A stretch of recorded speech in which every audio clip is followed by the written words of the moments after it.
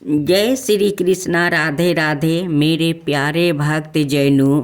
अब आप सुनेंगे अमल की एकादशी की व्रत कथा।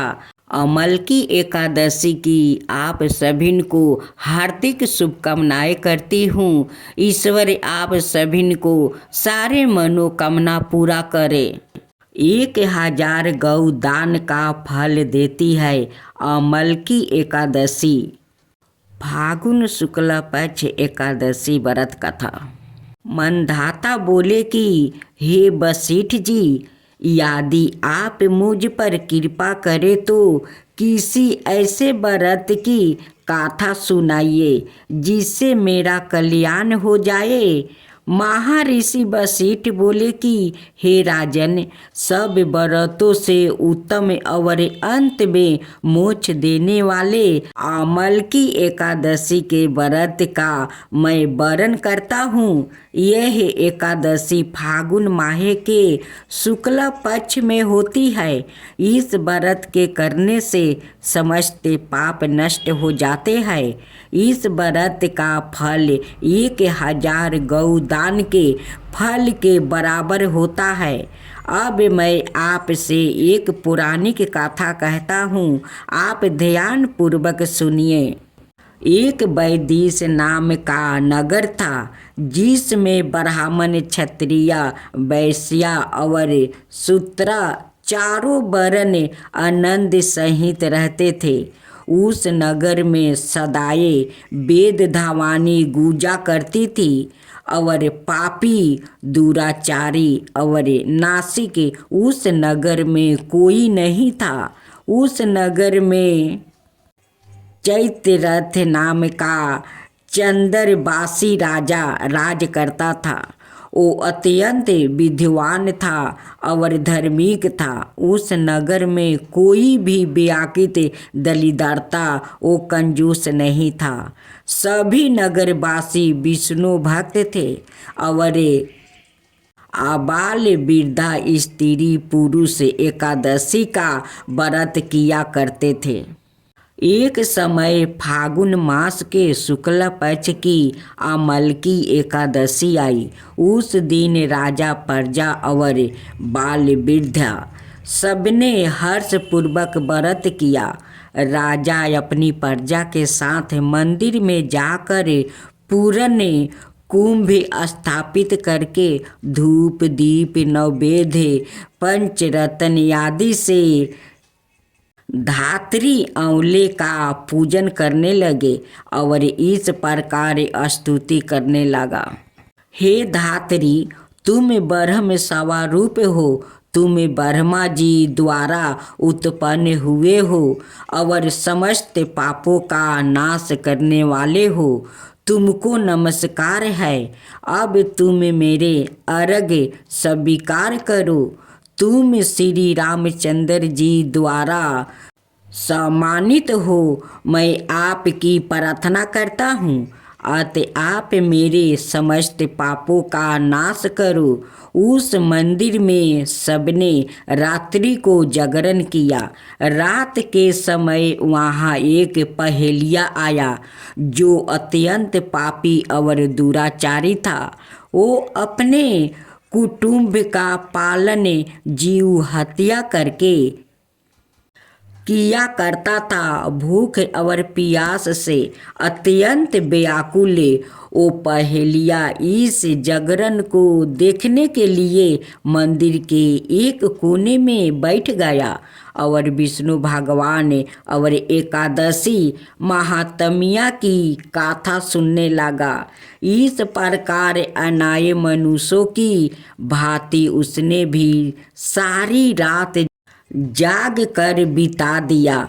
प्रातः काल होते ही सब लोग अपने घर चले गए तो पहेलिया भी अपना घर चला गया। घर जाकर उसने भोजन किया। कुछ समय बीतने के पश्चात उस पहेलिया का मृत्यु हो गई। मगर उस अमल की एकादशी के व्रत और जागरण से उसने राजा विदुरथ के घर जन्म लिया और उसका नाम वसुरथ रखा गया।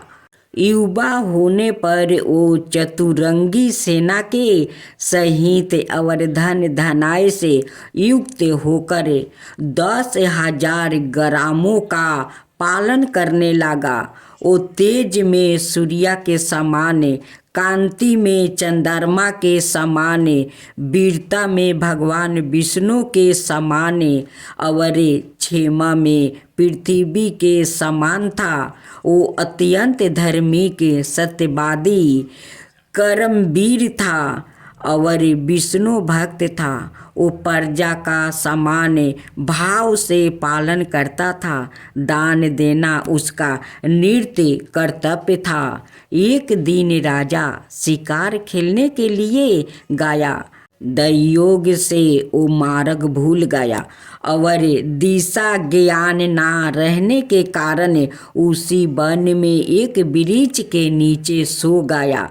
थोड़ी देर बाद पहाड़ी मलेच्छ वहाँ पर आ गया और राजा को अकेला देख कर मारो मारो शब्दों कहते हुए राजा की ओर दौड़े। मलेच्छ कहने लगा कि इस दुष्ट राजा ने हमारे माता पिता, पुत्र पौत्र आदि अनेक संबंधियों को मारा है और देश से निकाल दिया है। अतः इसको अवश्य मारना चाहिए। ऐसा कहकर वो मलेच्छ उस राजा को मारने दौड़ा और अनेक प्रकार के अस्त्र शस्त्र उसके ऊपर फेंका।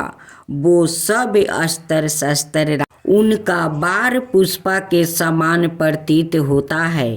अब उन मलेच्छों के अस्त्र शस्त्र उल्टा उन्हीं पर प्रहार करने लगा, जिससे वो मूर्छित होकर गिरने लगा। उसी समय राजा के शरीर से एक दिव्या स्त्री उत्पन्न हुई। वो स्त्री अत्यंत सुंदर होते हुए भी उसकी बिरकुटी टेढ़ी थी। उसकी आँखों से लाल लाल अग्नि निकल रही थी, जिससे वो दूसरे काल में सामान्य प्रतीत होती थी। वो अस्त्र मलेच्छों को मारने दौड़ी और थोड़ी ही देर में उसने सब मलेच्छों को काल के गले में पहुंचा दिया। जब राजा सोकर उठा तो उसने मलेच्छों को मारा हुआ देखकर कहा कि इन शत्रुओं को किसने मारा है? इस वन में मेरा कौन हितैषी रहता है? वो ऐसा विचार कर ही रहा था कि आकाशवाणी हुई, हे राजा, इस संसार में विष्णु भगवान के अतिरिक्त कौन तेरी सहायता कर सकता है?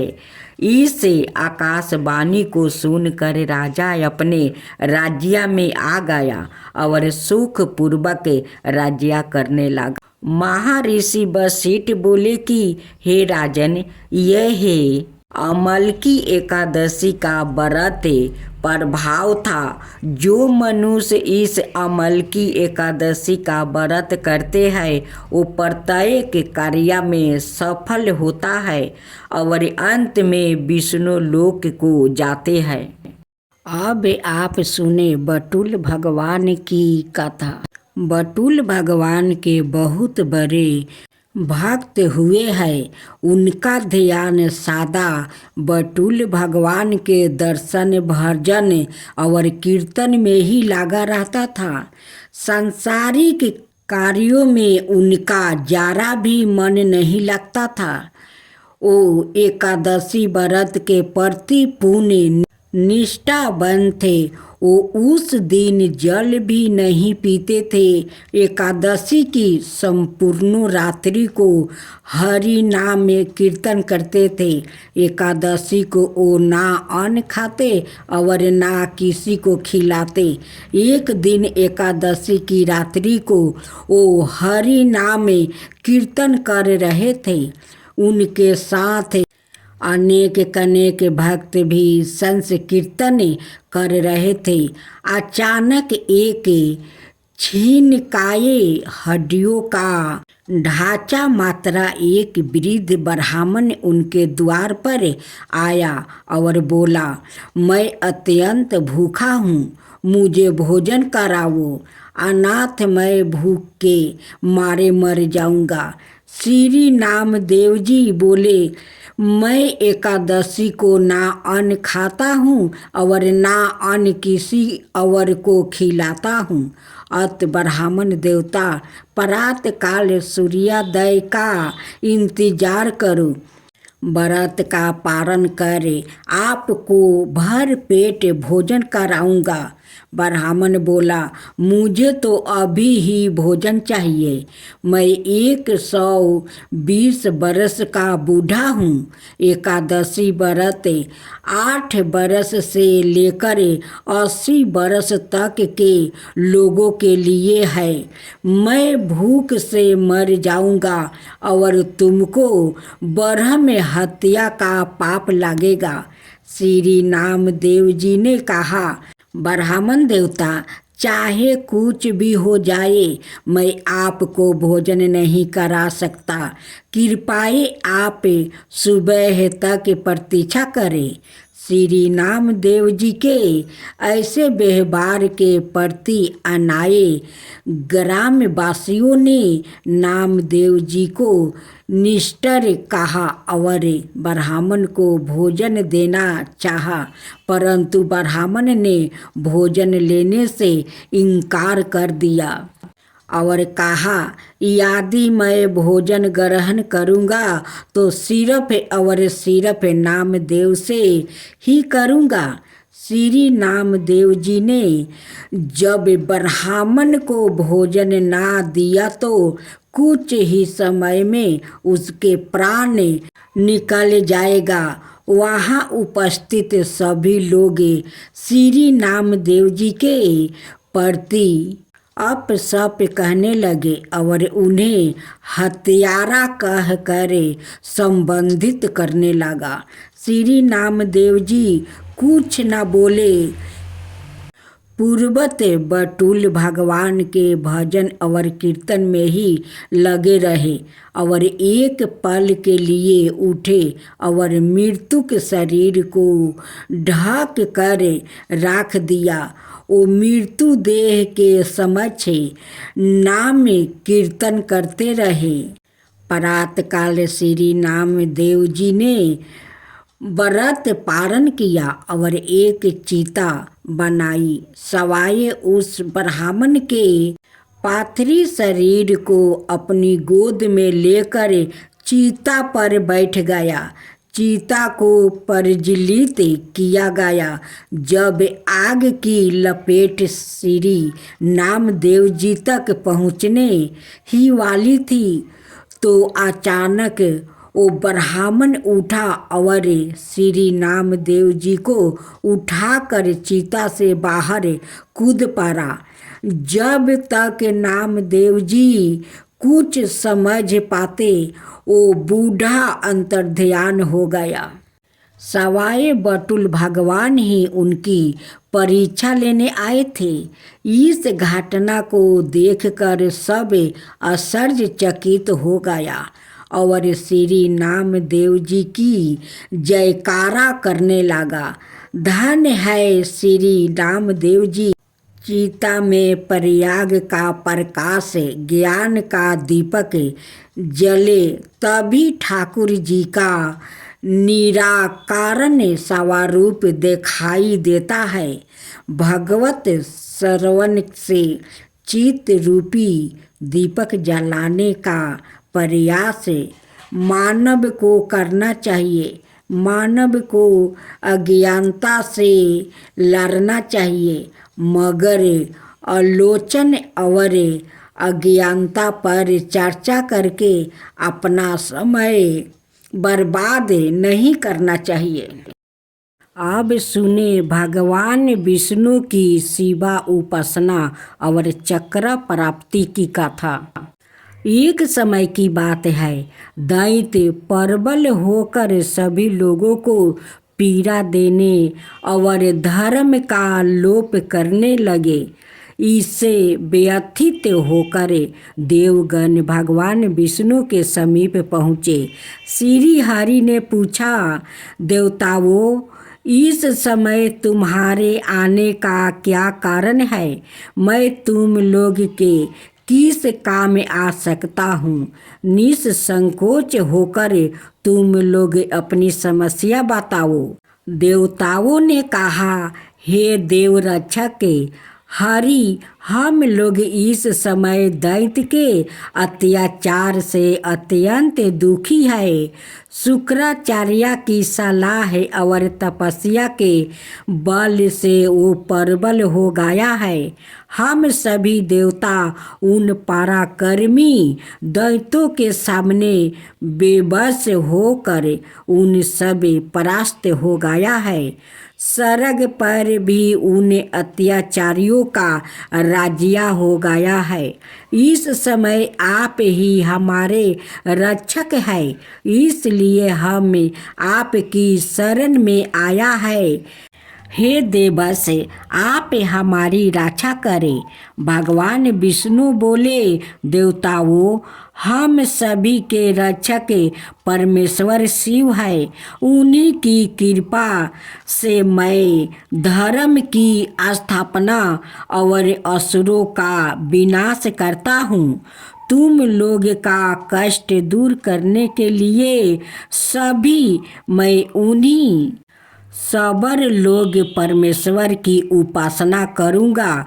मुझे विश्वास है कि वो परम दयालु शिव अवश्य प्रसन्न होंगे और तुम लोगों का दुख दूर करने के लिए वो कोई ना कोई मार्ग भी ढूंढ निकालेंगे। देवताओं से ऐसा कहकर श्री हरि महादेव की उपासना करने के लिए कैलाश गया। वहाँ पहुँचकर वो विधि पूर्वक भूत भवन भगवान शिव की आराधना करने लगे।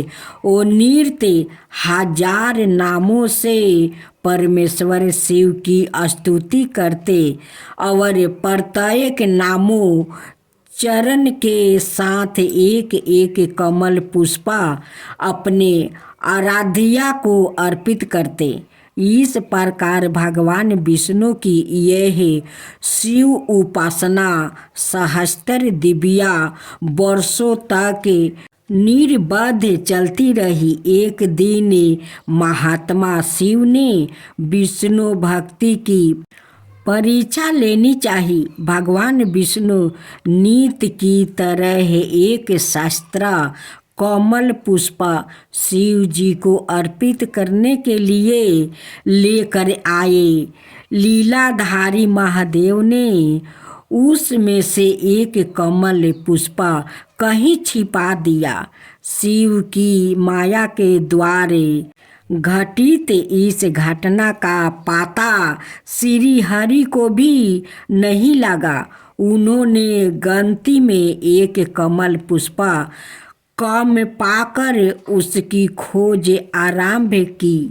पूरी पृथ्वी का भ्रमण कर लिया, परंतु कहीं भी उन्हें वह कमल पुष्प नहीं मिला।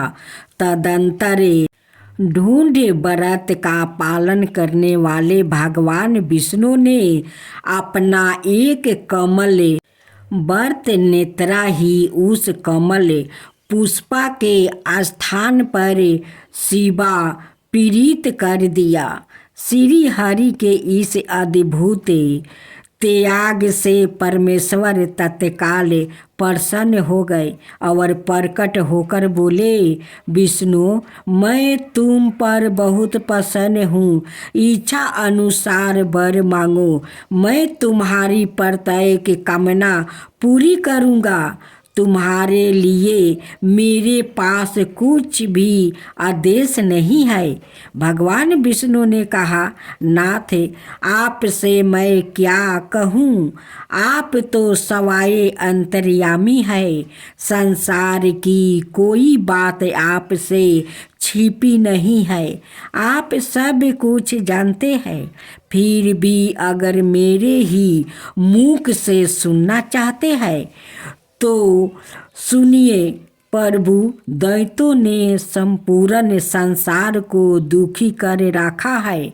धर्म की मर्यादा नष्ट हो गई है। अतः धर्म की स्थापना और साधु संरक्षण के लिए दैत्यों का वध आवश्यक है। मेरे अपने अस्त्र शस्त्र उन दैत्यों के विनाश में समर्थ है, इसलिए मैं आपकी शरण में आया हूँ। भगवान विष्णु की मिनती सुनकर देवाधिदेव शिव ने उन्हें अपना सुदर्शन चक्र दिया। उस दिव्य चक्र के द्वारा श्री हरि ने बिना किसी शर्म के समस्त प्रबल दैत्यों का संहार कर डाला। संपूर्ण जगत का संकट समाप्त हो गया, देवता सुखी हो गया। इस प्रकार भगवान विष्णु को सुदर्शन चक्र के रूप में एक दिव्य आहुति की प्राप्ति भी हो गई। आप सुने एकादशी की आरती। ओम जय एकादशी माता मैया, जय एकादशी माता, जय एकादशी माता। विष्णु पूजा व्रत को धारण कर सकती मुक्ति पाता। तेरे नाम गिनाऊं देवी, भक्ति प्रदान करनी। गुनी गर्भ को देवी माता, शास्त्रों में बरनी। मार्ग शीश के कृष्णा पक्ष में उत्पन्न होती। शुक्ल पक्ष में मोक्षदायिनी, पापों को धोती। पूसी मास के कृष्ण पक्ष की सफला नाम कहावे। शुक्ल पक्ष में होए पुत्र राधा, आनंद अधिक रहे। नाम षष्ठीला माघ मास में कृष्ण पक्ष आवे। शुक्ल पक्ष में जाया कहावे, विजाया सादा पावे। विजाया फागुन कृष्ण पक्ष में शुक्ला आमल की। पाप मोचनी कृष्ण पक्ष में चैत्रा मास बल की। चैत्रा शुक्ल में नामे कदमा, धन देने वाली। नाम बरथुनी कृष्ण पक्ष में बैसाखी महाउली। शुक्ल पक्ष में होए मोहिनी, अपरा ज्येष्ठ कृष्णा पक्षी। नाम निर्जाला सब सुख करनी, शुक्ला पक्ष रखी। योगिनी नाम आषाढ़ में जानो, कृष्ण पक्ष बरनी। देवसायिनी नाम कहावे, शुक्ला पक्ष धरनी। कमिका श्रवण मास में आवे, कृष्ण पक्ष कहिए। सौरन शुक्ला होए पुत्र राधा, आनंद से रहिए। आजा भाद्रपद कृष्ण पक्ष की, बरथुनी शुक्ला पक्ष इंदिरा।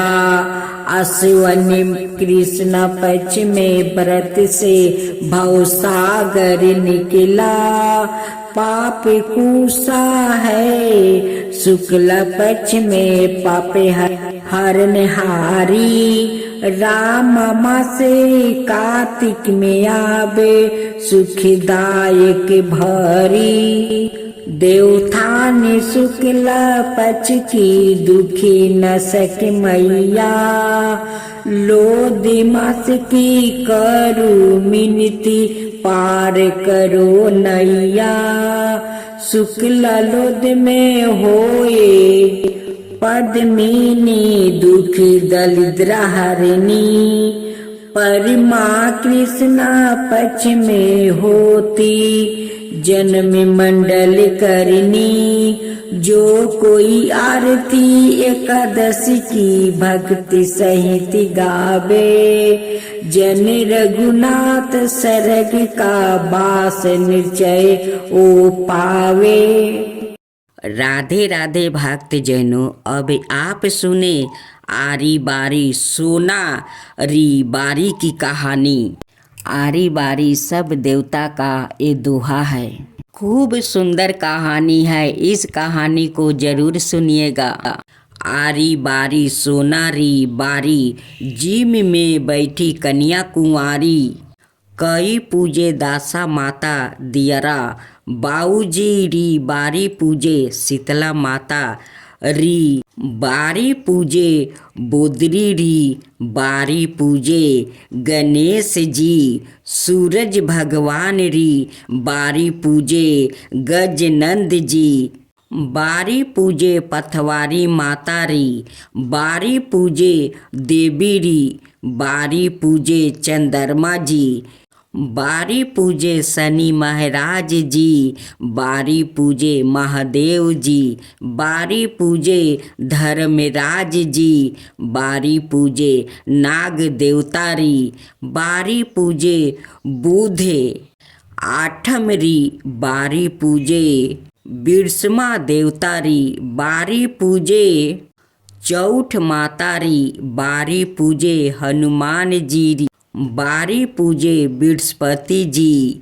बारी पूजे आस माता री, बारी पूजे अमावस्या माता री। बारी पूजे लक्ष्मी माता री, बारी पूजे संतोषी माता री।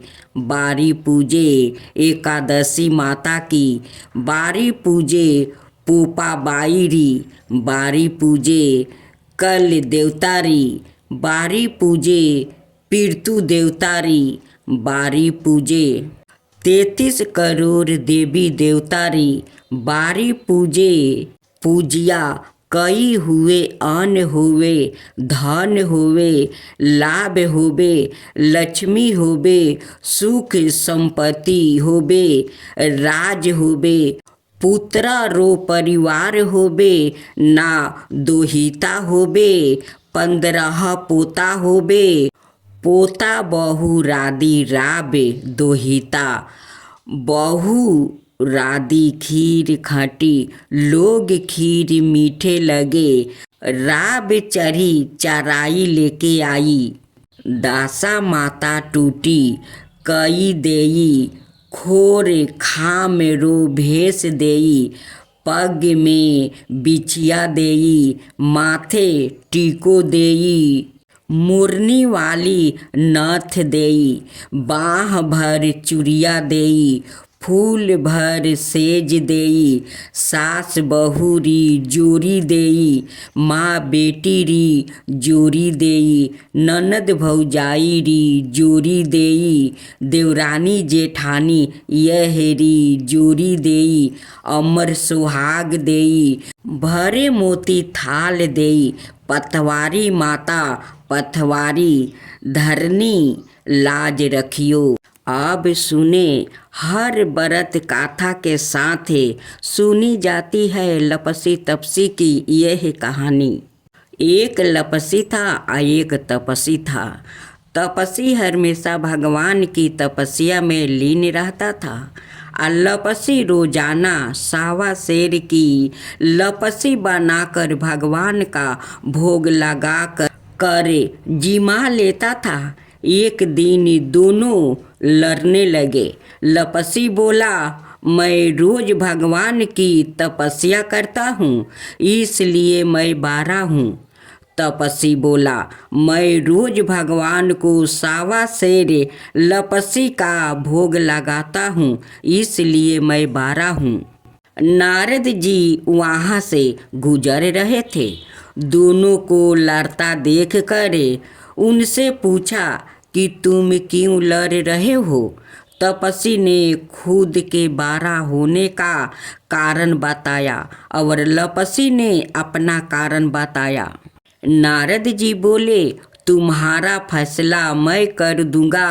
दूसरे दिन लपसी और तपसी नहा कर अपनी रोज की भांति करने आए तो नारद जी ने छुप कर 1.25 करोड़ की एक एक औंठी उन दोनों के आगे रख दिया।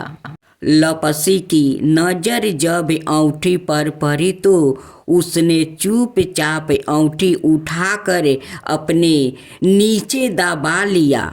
लपसी की नजर औंठी पर पड़ी लेकिन उसने ध्यान नहीं दिया। भगवान को भोग लगाकर लपसी खाने लगा। नारद जी सामने आए तो दोनों ने पूछा कि कौन बारा है। तो नारद जी ने तपस्वी से खारा होने को कहा। वो खारा हुआ तो उसके नीचे दबी औंठी दिखाई पड़ी। नारद जी ने तपस्वी से कहा, तपस्या करने के बाद भी तुम्हारी चोरी करने की आदत नहीं गई, इसलिए लपसी बारा है और तुम्हें तुम्हारी तपस्या का कोई फल भी नहीं मिलेगा। तपस्वी शर्मिंदा होकर माफ़ी मांगने लगा। उसने नारद जी से पूछा, मुझे मेरी तपस्या का फल कैसे मिलेगा। नारद जी ने कहा, यदि कोई गाय और कुत्ते की रोटी नहीं बनाएगा तो फल तुझे मिलेगा। यदि कोई ब्राह्मण को भोजन करवा कर दक्षिणा नहीं देगा तो फल तुझे मिलेगा। यदि कोई साड़ी के साथ ब्लाउज नहीं देगा तो फल तुझे मिलेगा। यदि कोई दिए से दिए जलाएगा तो फल तुझे मिलेगा। यदि कोई सारी कहानी सुने लेकिन तुम्हारी कहानी नहीं सुने तो फल तुझे मिलेगा। उसी दिन से हर व्रत कथा कहानी के साथ लपसी तपसी की कहानी भी सुनी और कही जाती है।